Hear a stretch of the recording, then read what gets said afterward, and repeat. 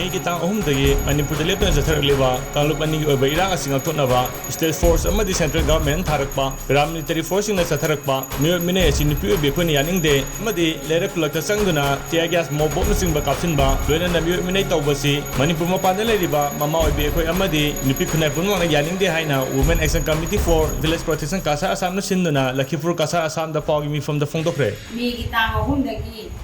we Manipur state da kanlup ani we birang hawdina akan mamuna lan hinariba asi we leriba state force amadi central government na thabirapa parliamentary sing asi akoi mokoina zatharakpa Mee-Ot Minei nupi singda asi akoi jajaningde sengna haragadi lerak lekai da nupi singda bom top kya mo bom langjandana aki akhang toba adugai adugumada ka henba mipu michei nupi singda rubber bullet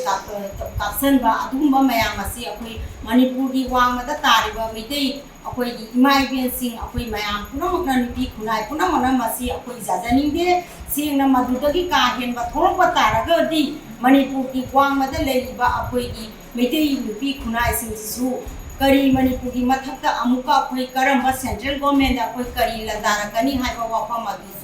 madusu state government amadi central government su masi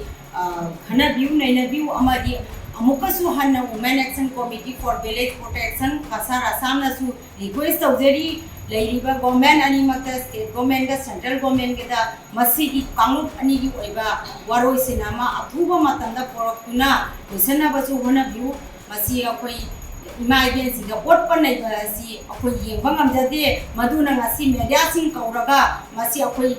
haudaba yadaba tawdaba yadaba government da appeal tawdaba jadaba ni haiduna akoi ngasi media di phone da request tawjeri bani